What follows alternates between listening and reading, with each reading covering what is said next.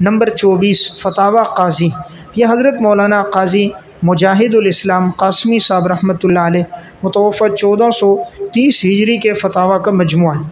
حضرت مولانا قاضی مجاہد الاسلام قاسمی کی ذات گرامی علمی حلقوں میں کسی تعارف کی محتاج نہیں۔ ہندوستان میں اللہ تعالیٰ نے 2 شخصیات کو ایک بڑا مقام دیا،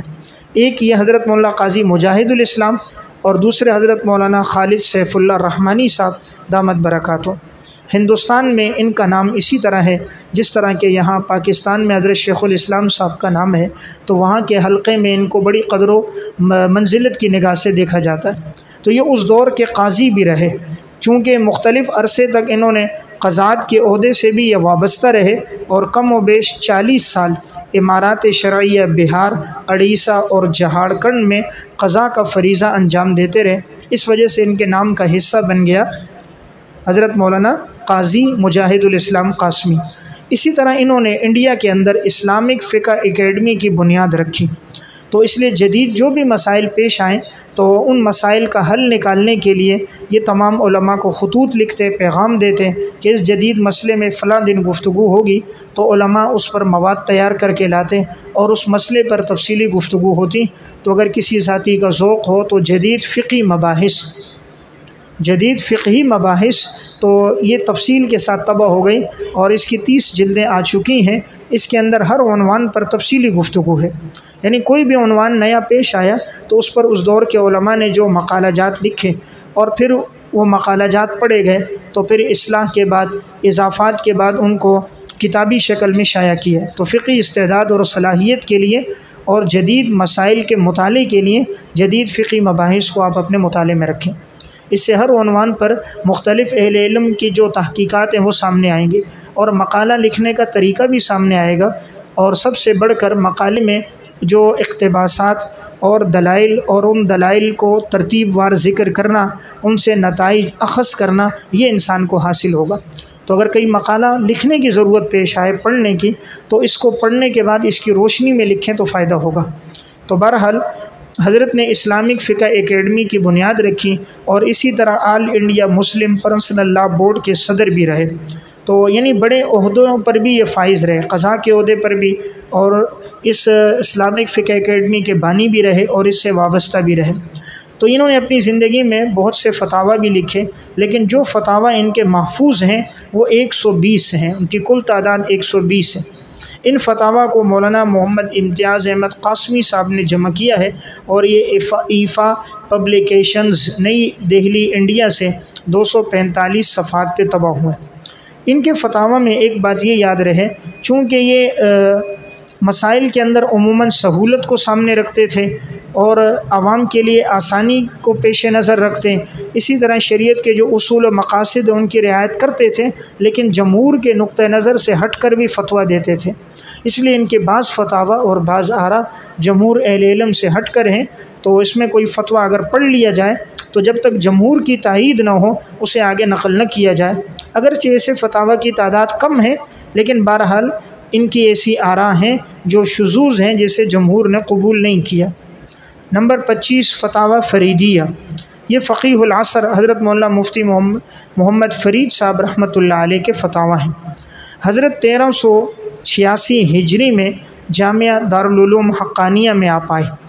اور اللہ تعالیٰ نے بڑی عزت دی کہ دارالعلوم حقانیہ میں بیک وقت ان کے پاس 3 عہدے تھے، یعنی شیخ الحدیث بھی تھے، صدر المدرسین بھی تھے اور وہاں کے مفتی اعظم بھی تھے، رئیس دارالافتاء بھی تھے۔ تو اللہ تعالیٰ نے بیک وقت انہیں بڑے جلیل القدر عہدوں سے نوازا اور انہوں نے ان کی لاج بھی رکھی۔ ان کا جو خاص موضوع رہا ہے وہ ان کا فتویٰ رہا ہے، فقہ کے ساتھ یہ زیادہ وابستہ رہے، تو ایک اندازے کے مطابق جو انہوں نے اپنی زندگی میں فتاوی لکھے ہیں کم و بیش ان کی تعداد 1 لاکھ بنتی ہے۔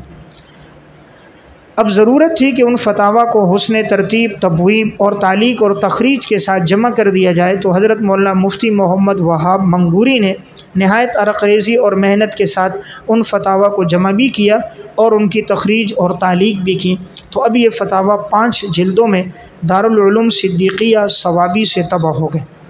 اس فتاوی کے شروع میں ایک مختصر عربی میں رسالہ ہے افتاء سے متعلق، البشرا لارباب الفتویٰ، یہ بھی نہایت مفید رسالہ ہے کہ فتوے کی صلاحیت کس میں ہوتی ہیں، فتویٰ دیتے وقت کن چیزوں کا لحاظ رکھنا چاہیے، فتویٰ کیسے دینا چاہیے، ان عنوانات پہ گفتگو ہے۔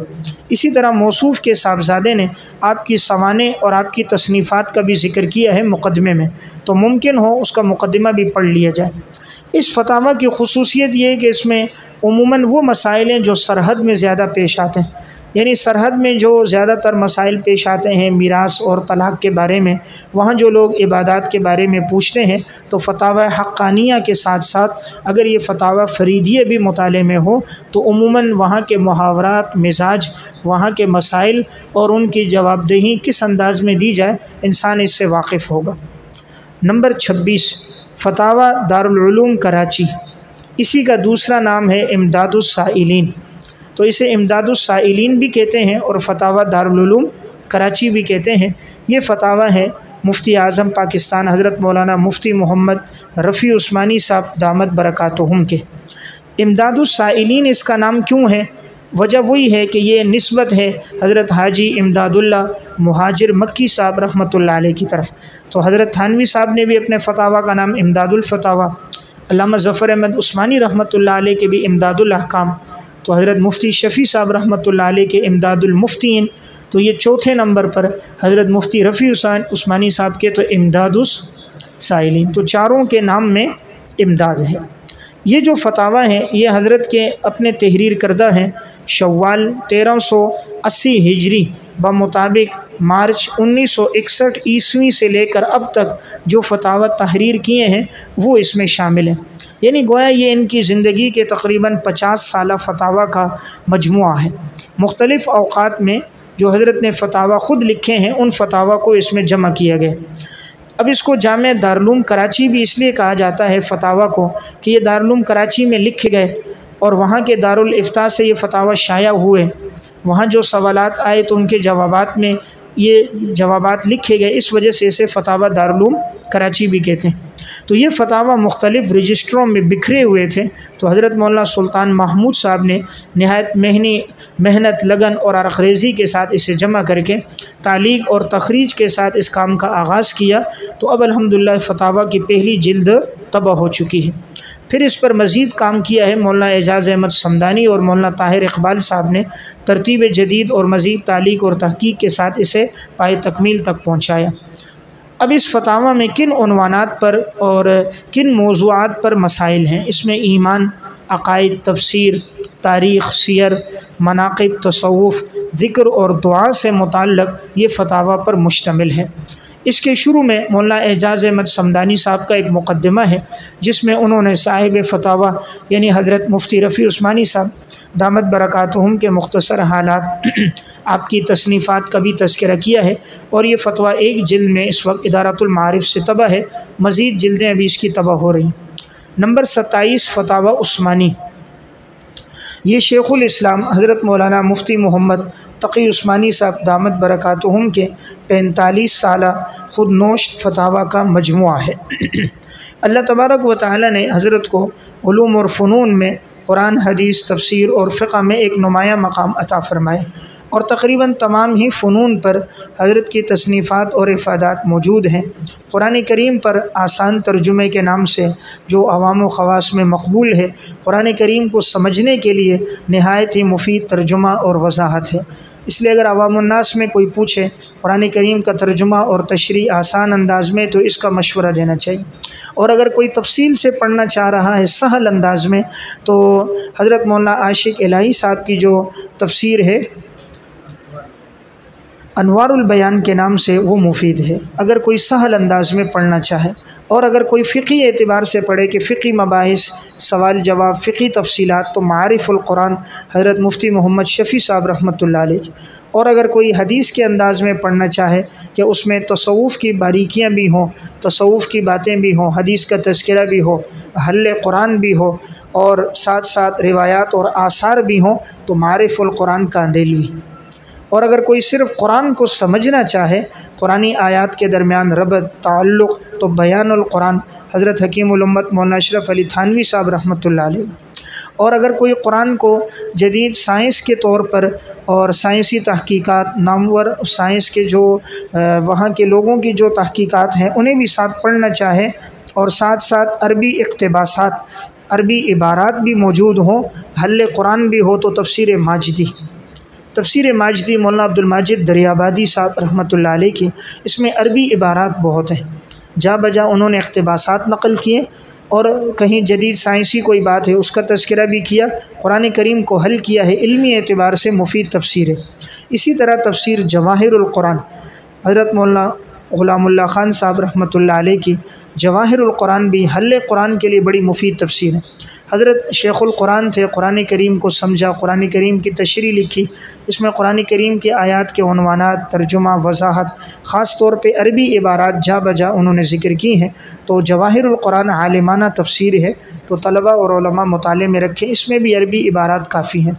تو انسان کو مختصر وقت میں بہت سی تفسیروں سے فی الجملہ مستغنی کر دیتی۔ اس طرح معارف الفرقان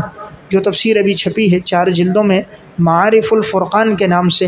حضرت مولانا عبد القیوم قاسمی صاحب کی، اس میں عنوانات، ربط بین الآیات کا تذکرہ بھی ہے، اور خاص طور پہ فرق باطلہ کی تردید، احادیث اور آثار کا ذکر بھی ہے۔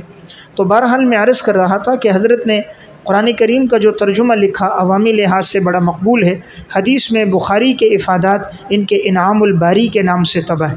اور مسلم پہ جو کام کیا ہے وہ تکملہ فتح الملہم کے نام سے، ترمذی پر درس ترمذی کے نام سے، جلد ثانی پر تقریر ترمذی کے نام سے وہ افادات بھی طبع ہیں۔ اور اس طرح فقہ پر جو حضرت کا کام ہے، ایک تو یہ فتاوی عثمانی ہے، نمبر 2 بحوث فی قضایا فقہیہ معاصرہ، اسی طرح اصول الافتاء و آدابہ، اس طرح فقہ البیوع، احکام الاوراق النقدیہ، احکام الذبائح، اور اردو زبان میں فقہی مقالات،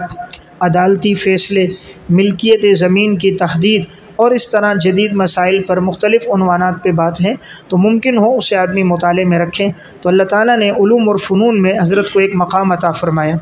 بہرحال حضرت کے یہ جو فتاویٰ تھے، یہ وہ تھے جو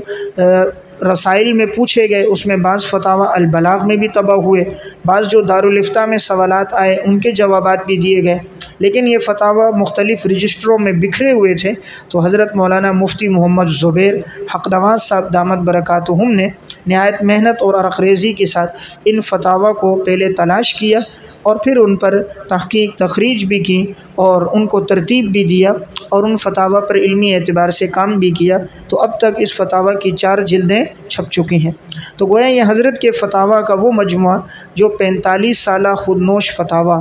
کہ جو مختلف اوقات میں لکھے گئے، تو وہ اب طبع ہو گئے ہیں۔ یہ فتاویٰ مکتبہ معارف القرآن سے طبع ہے۔ نمبر 28 فتاویٰ دارالعلوم زکریہ، یہ حضرت مولانا مفتی رضا الحق صاحب دامت برکاتہم کے افادات اور حضرت کے فتاویٰ ہیں۔ اس میں تمام فتاویٰ تو حضرت کے لکھے ہوئے نہیں ہیں، بلکہ بعض حضرت کے لکھے ہوئے ہیں، اور بعض فتاویٰ حضرت کی زیر سرپرستی لکھے گئے، یعنی وہاں دارالعلوم زکریہ میں جو علماء نے، طلباء نے فتاویٰ لکھے، دارالافتاء سے جاری ہوئے، تو وہ ان کے دستخط کے ساتھ ہیں، انہی کے مشاورت کے ساتھ ہیں، اس لیے ان کی نسبت بھی ان کی طرف ہے۔ یہ بڑے ہی جید عالم ہیں جو الحمدللہ اس وقت موجود ہیں۔ اللہ تبارک و تعالیٰ نے دارالعلوم دیوبند کے فیض کو بڑا عام کیا، اس وقت پوری دنیا میں اس کا فیض ہے، تو اسی فیض کی یہ ایک شاخ ہے جو جنوبی افریقہ میں یہ ایک ادارہ قائم ہے جس کا نام ہے دارالعلوم زکریہ، یہ جنوبی افریقہ میں، تو حضرت اسی ادارے کے رئیس دارالافتاء بھی ہیں، اور وہیں کے صدر المدرسین بھی ہیں، اسی ادارے سے یہ فتاویٰ شائع ہوئے ہیں، اور یہ ان کے 25 سالہ خود نوش فتاویٰ کا مجموعہ ہے۔ ان میں وہ فتاویٰ بھی ہیں جو انہوں نے جامعہ بنوریٹون میں جب دارالافتاء سے وابستہ تھے لکھے، وہ فتاویٰ بھی اس میں شامل ہیں۔ اللہ تعالیٰ نے حضرت کو بھی فقہی اعتبار سے بڑی بصیرت دی ہے۔ یہ دونوں علماء فقہ میں بڑی بصیرت رکھتے ہیں، ایک حضرت مفتی عبدالسلام چاٹگامی صاحب دامت برکاتہم، اور دوسرے حضرت مفتی رضا الحق صاحب دامت برکاتہم، دونوں جامعہ بنوریٹون کے دارالافتاء سے پہلے وابستہ رہے۔ اگر یہ دوبارہ لوٹ کر آتے اور یہیں خدمات دیتے تو ملک کو ان سے بہت زیادہ فائدہ بھی ہوتا۔ لیکن اللہ تبارک و تعالیٰ کے ہر کام میں حکمت ہے، وہاں ان کی ضرورت چونکہ زیادہ تھی، وہاں اس طرح کے نئے مسائل پوچھے جا رہے تھے، اس لیے یہ مستقل وہاں چلے گئے۔ اور عموماً ایسے اہل علم کی قدردانی بھی کم کی جاتی ہے، اس وجہ سے بسا اوقات وہ ہجرت کرنے پر مجبور ہو جاتے ہیں۔ تو ان کے یہ فتاویٰ وہاں کے دارالافتاء سے شائع ہوئے۔ اس کی پہلی جلد خاص طور پہ مطالعے پہ رکھیں، کتاب الایمان اور عقائد۔ اس میں جو فتاویٰ ہیں وہ بڑے علمی اور تحقیقی ہیں، فقہی ذوق اور بصیرت کے لیے وسعت مطالعہ، نادر معلومات اور محققانہ اسلوب کے لیے اس پہلی جلد کا تو بالاستیاب مطالعہ کریں۔ اس میں عموماً وہ عقائد سے متعلق جو آج کے دور میں سوالات پوچھے جاتے ہیں، روایات سے متعلق، آثار، تاریخ، تصوف سے متعلق وہ سوالات ہیں۔ جیسے میں نے عرض کیا تھا خیر الفتاویٰ کی پہلی جلد اور فتاویٰ حقانیہ کی پہلی جلد، اسی طرح ممکن ہو تو فتاویٰ دارالعلوم زکریا کی اس پہلی جلد کو بھی مطالعے میں رکھا جائے۔ فتاویٰ کا یہ مجموعہ مفتی عبدالباری اور مولانا محمد الیاس صاحب نے مرتب کیا ہے، جو زمزم پبلشر سے 6 جلدوں میں طبع ہو گیا۔ لیکن اس فتوے میں ایک بات یاد رہے کہ چونکہ وہاں پر دارالافتاء میں جو سوالات پوچھے جاتے تھے، وہاں پڑھنے والے طلباء میں بھی بعض شافعی، بعض حنفی، بعض مالکی اور حنبلی، اور وہاں ارد گرد کے لوگوں میں بھی بعض شوافع میں سے بھی ہیں، اس لیے بعض سوالات کے جوابات شوافع کے نقطہ نظر سے بھی دیے گئے۔ اگرچہ ان کی تعداد کم ہے، لیکن بعض ان کی رعایت رکھتے ہوئے چونکہ سائل شافعی تھا، اسی کے مطابق، انہی کی فقہ کے مطابق اسے جواب دیا گیا۔ نمبر 29 سمینۃ الفتاویٰ، یہ حضرت مولانا محمد یعقوب صاحب شرودی کے فتاویٰ ہیں، جو دارالعلوم دیوبند کے فاضل اور شیخ الاسلام حضرت مولانا حسین احمد مدنی رحمۃ اللہ علیہ کے شاگرد رشید ہیں۔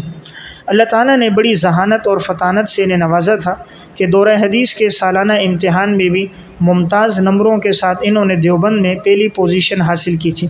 فراغت کے بعد درس و تدریس، تصنیف و تالیف اور فتوے کے ساتھ یہ منسلک رہے، اور انہوں نے قرآن کریم کی ایک تفسیر بھی لکھی ہے جو 8 جلدوں میں کشف القرآن کے نام سے طبع ہے۔ سمینۃ الفتاویٰ میں ان کے وہ فتاویٰ ہیں جو انہوں نے مختلف مواقع پر خود تحریر کیے۔ اس فتاویٰ کی 2 جلدیں ہیں، ایک جلد کا نام سمینۃ الفتاویٰ ہے، یہ وہ ہیں جو انہوں نے خود تحریر کیے، دوسری جلد کا نام ہے حسینۃ الفتاویٰ،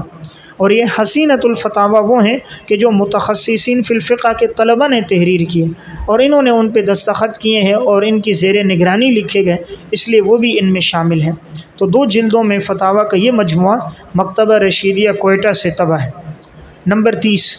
فتاویٰ حبیبیہ، یہ حضرت مولانا مفتی حبیب اللہ صاحب مظاہری کے فتاویٰ ہیں، جو مظاہر العلوم سہارنپور کے فاضل ہیں۔ مظاہر العلوم سہارنپور کے فاضل ہیں، اسی لیے ان کے نام کا حصہ ہے مظاہری۔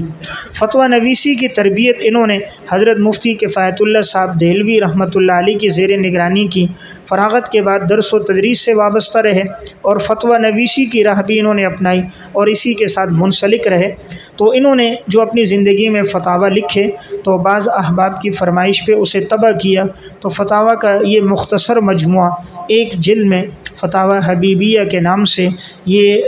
جامع خلیلیہ موسیٰ کالونی کراچی سے طبع ہے۔